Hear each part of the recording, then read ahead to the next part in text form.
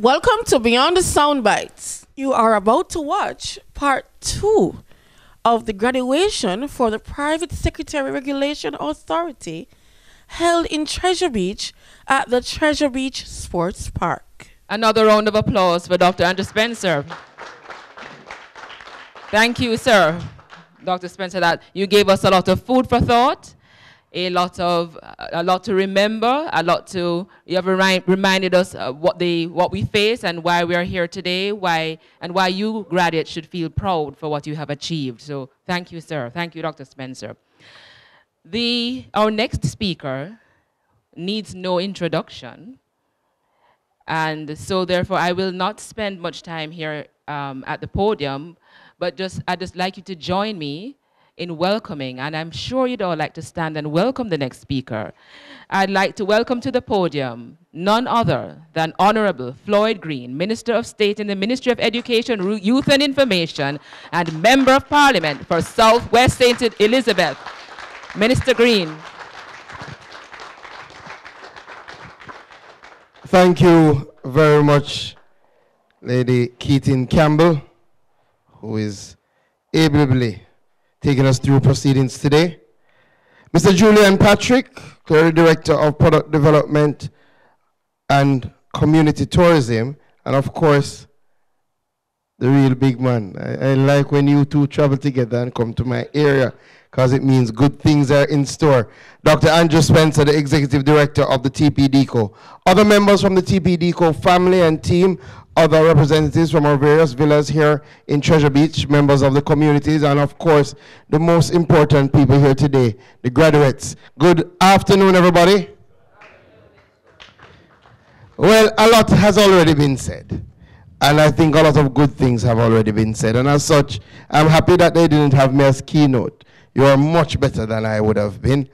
But they've had me to give some remarks, and I'm very happy and honored to be here and to see this come to fruition. And I want to start by really thanking the team at the TPDCO.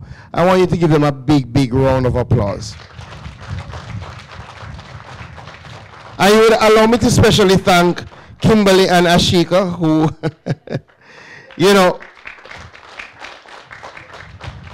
what I find is important is that we do have very talented and experienced people at the TPDCO who are very passionate about tourism and especially about community tourism. And I find that once given the opportunity, they will truly do the work that we need to do to get community tourism to where we need it to be in Jamaica. And I found them to be a great source of help in pointing me in the right direction, especially in relation to projects, programs, and things that we want to see done. Because I've always said, I don't believe that I have all the ideas and all the expertise. So sometimes the best thing to do is to sit and talk with the people who have some of the ideas and the expertise. But I think this idea was something that we both were very passionate about. Once I sat and met with the TPDCO team and they said, listen, MP, one of the things that we really need to do is to get your people certified so that they could take another step in relation to the villas obtaining the license.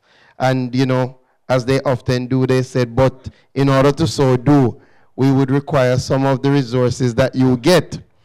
I said, absolutely yes. Because quite honestly, the best way to build any tourism product that we have is to build our human resource. There's no if nor but about that. Because no matter what, when you take away all the fluff from Jamaica, all the expensive resorts, and you take away our villas, and you dig down and ask people why they keep coming, they tell you that it's the people.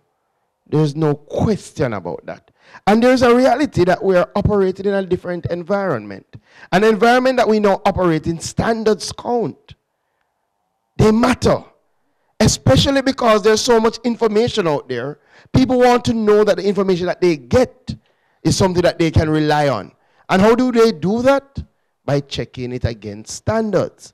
So in other words, if you're online and you're looking where to visit, and you see some wonderful pictures pop up, and you say, that looks beautiful, but you want to know if it is true. Because, you know, in this world, people can do all sorts of things on the computer. So the first thing you're going to check is the place licensed? You're going to do that background check. Who is saying that this is a bona fide location for me to visit? That I know that when I go, I'm safe, that we have security personnel who are trained. Those are the things that people are looking into. So we have to do all we can to ensure that all our entities, and clearly I'm very passionate about the ones that reside in Southwest St. Elizabeth, that they are licensed and that they have certified people working in the establishment. And that goes right across. So I'll tell you quite frankly, any project that will help to get my people certified is a project that I'm willing to support, and I will pledge resources to so do.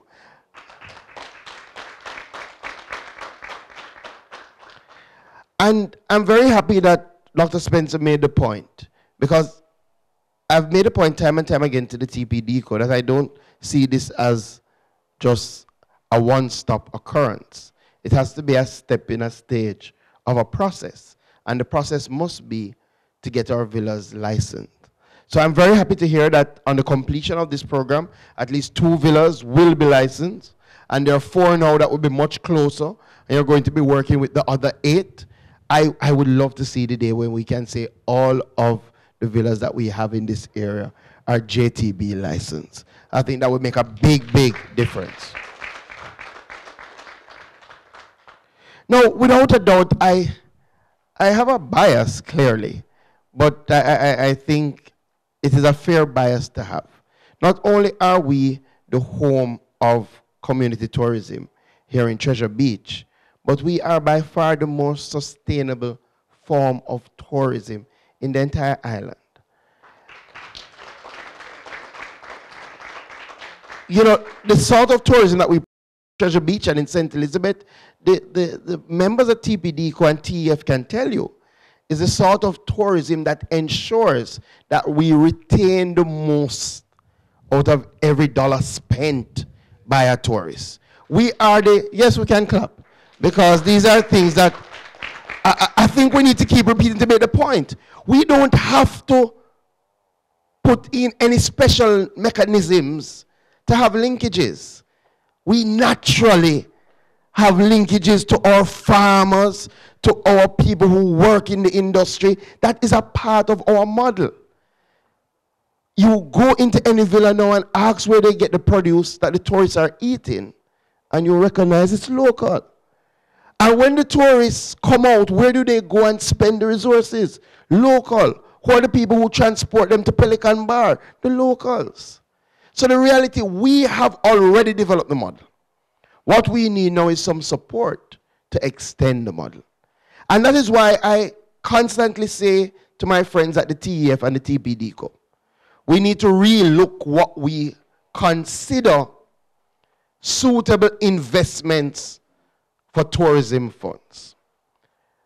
I believe that the funds must be invested in anything that will make the destination more worthwhile. And I can tell you, in this neck of the woods, what would make our destination more worthwhile? Roads and water. So we must disabuse from the mind of those who would want to say that tourism funds shouldn't go into road work and shouldn't go into doing things like water supply. It makes no sense. Because if we have the roads and the water, the villas will come and the tourists will come. They're already coming on the bad road. Imagine if we had the infrastructure that would get them here smoothly. And I'm happy because the Prime Minister is already giving us a big boost in that direction, because the Ferris Cross bypass will make it so much easier to access this neck of the woods that I know we will see a big influx of tourism.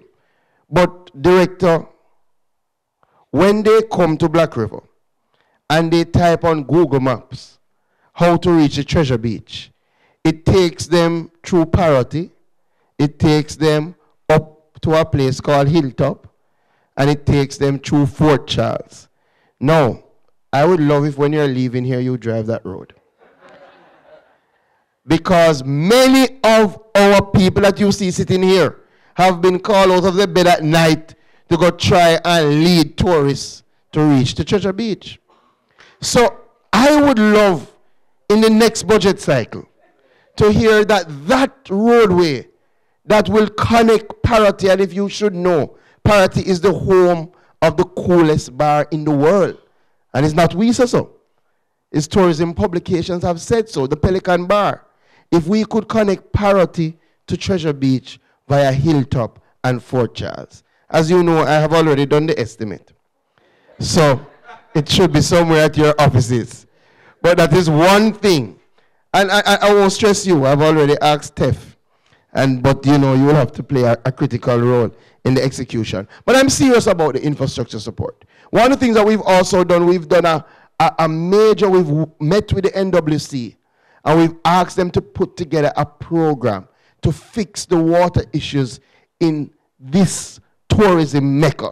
And they have put together a wonderful program. It costs a lot of money. It's $500 million for us to completely fix and bring water into Fort Charles and to have a consistent water supply into Treasure Beach. But just imagine how much more jobs we would create if we do that, tourism-related jobs. The final two things I will say. I'm very big, as I've said, on human resource. So I want to see more in the infrastructure and the water. But yes, what I really want to also see, I think it's time, Mr. Patrick and Dr. Spencer, that we have, that this is not a one-off thing, that we have a school in this neck of the woods that focuses on community tourism. I think we who used to interact with the Heart Trust, we know for a fact that the school that we have that does hospitality in St. Anne does not have the capacity. We have to turn back more than half of the people who apply. Plus, there's an area that I find that is suited down here in relation to those services for the high-end tourists. Training of our butlers. We're still not doing enough of that. And you know, those are areas that significantly generate much more income for those employed. And I think down here would be a wonderful location for us to have a place where we could train and certify our security personnel, our chefs, our butlers, and you know, we have the land. We have people who are willing, right where we are, could easily be converted with a little money into classroom space. Right? And I can tell you for a fact, I know the proprietor very well. And it's a community project, as you know. And they're very willing. And we're going to be starting something on a short term, but I want us to move more quickly. I think we could join together. I would be willing to put some of my spruce stuff, if not all of it. If not all of it. And I tell you no. I would be willing to put, seriously, to do something like that, because that now would really ensure that we are making the most of the tourism industry. So as I come down, I just want to tell you my overall vision. So my vision is to have Treasure Beach, which is the community tourism mecca of the entire Caribbean, connected with a nice carpet road to Black River, which is the cultural mecca of the Caribbean, and then that would then be connected to Scott's Cove border and Middle Quarters. And you know, Middle Quarters is the pepper shrimp mecca of the world. And then that would be again connected by carpet to YS Falls, which is by far one of the most exotic falls that we have in Jamaica. I believe if we can connect those dots, going right back to Holland Bamboo, I agree, and up the hill to Lover's Leap. You hear how much, I don't even talk about Black River Safari yet, how much one small area in a parish, how many things we have. I would love to see all of those connected. And while we do that, you know what I would also love to see? I would love to see right up where we have the boat, since people are wondering, people are talking about, I would love to see a nice Treasure Beach sign. I believe in science. I think one of the problems we have, no, absolutely. We must now know we operate in a different world. These things have experiential value.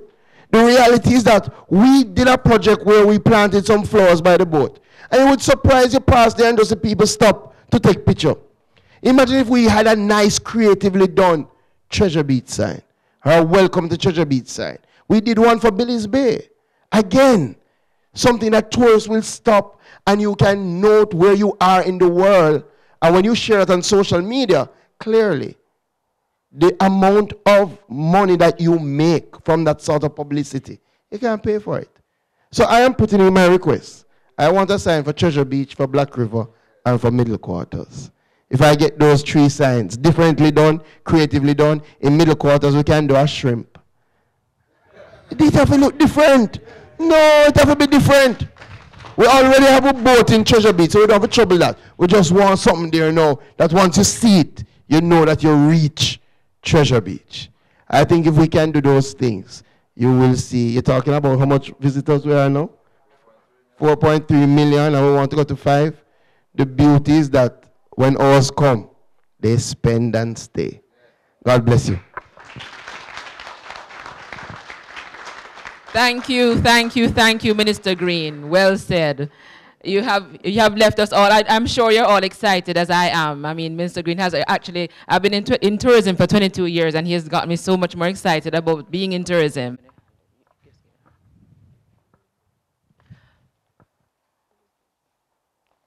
I invite Mr. Ricandre Gooden from Jake's to come forward, please. A round of applause.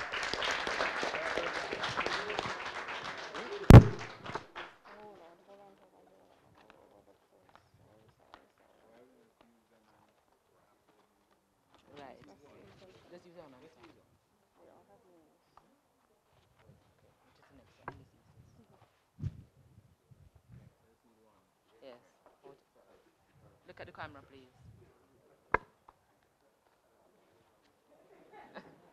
Lovely. Lovely. Next, Mr. Ranil Lewis of 77 West.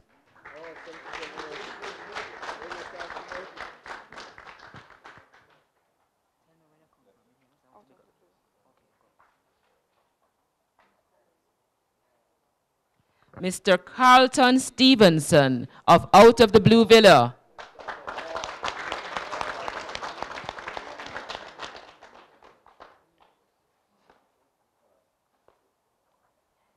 Mr. Krishna Gordon of Gordon Guest House. Not here.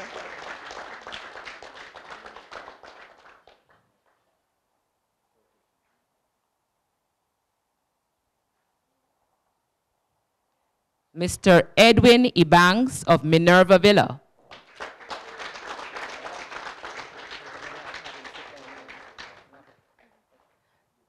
Thank you, Mr. Patrick. At this time, I'm going to invite the Executive Director of TPDCO, Dr. Andrew Spencer, to come forward to distribute certificates. Mr. Jermaine James of Gordon Guest House.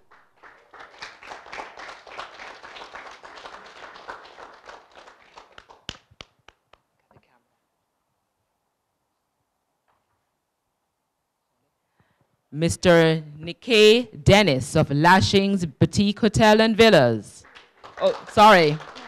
Miss Nikkei. Beg your pardon, sorry.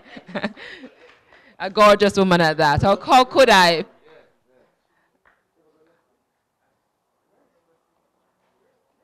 Mr. Roland Ramlal of Villa Elia.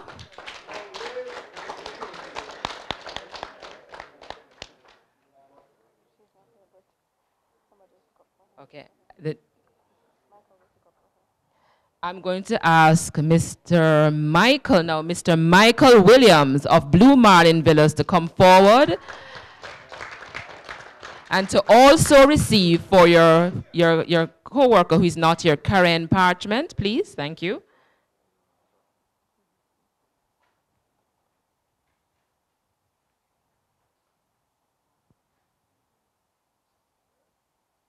Mr. Clint Clark of Kakona Villa.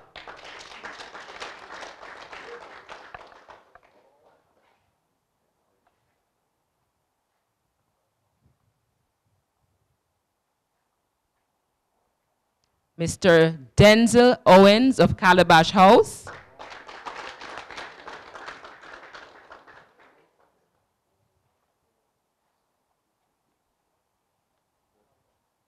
Mr. Rick Andre Gooden of Jake's Holdings Limited.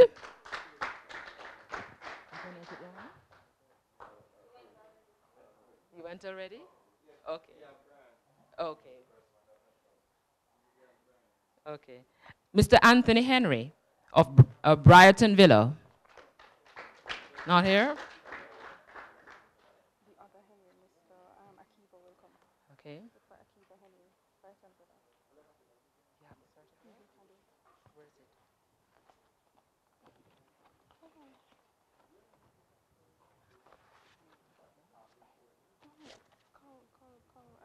Mr. Akifa Henry of Briarton Villa. No.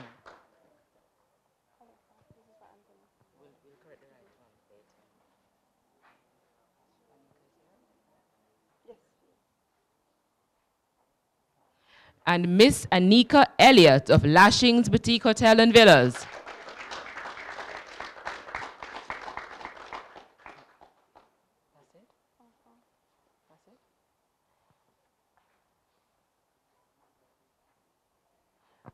Mr. Philip Ritchie of Out of the Blue Villa.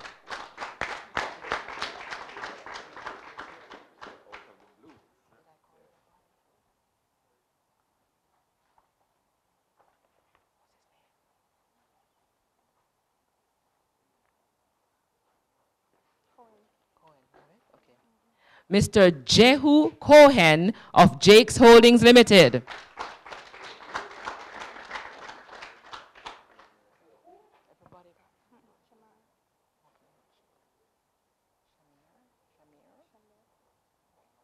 Mr. Shamir Walters of Jake's Holdings Limited.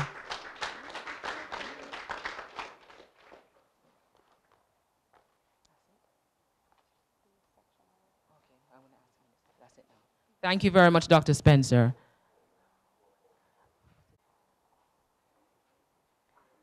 Mr. Verol Ebanks of Jake's Holdings Limited.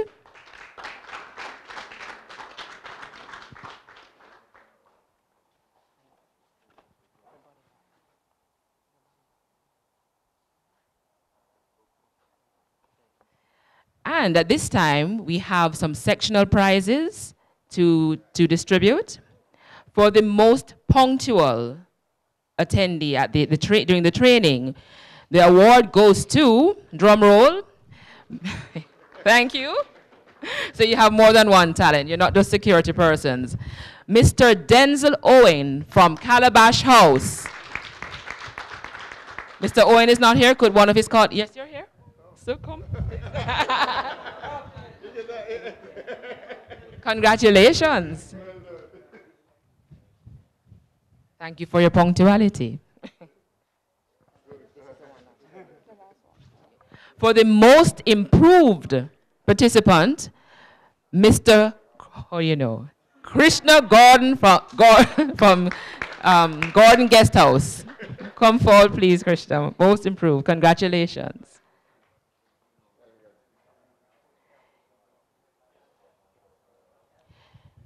We have one more sectional prize. The star student, the winner, I understand, is not here, but we'll announce her name also. The star student is Miss Karen Parchment from Blue Marlin Villa. Is there a representative who could receive for her? Yes, thank you. Could you receive on her behalf? Thank you very much.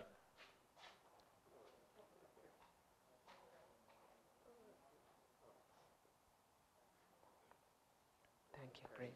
Thank you very much, Minister. Well, I can't believe it. We're actually at the end of our proceedings. But before we go into our vote of thanks, I'd just like to say that it was Marcus Garvey, Jamaica's first national hero, who said, "With confidence, you have won before you have started." And it is clear today that our graduates are filled with confidence, seeing the pride with which you have all received your certificates here this afternoon. So congratulations. And you may give yourselves a round of applause. You deserve it.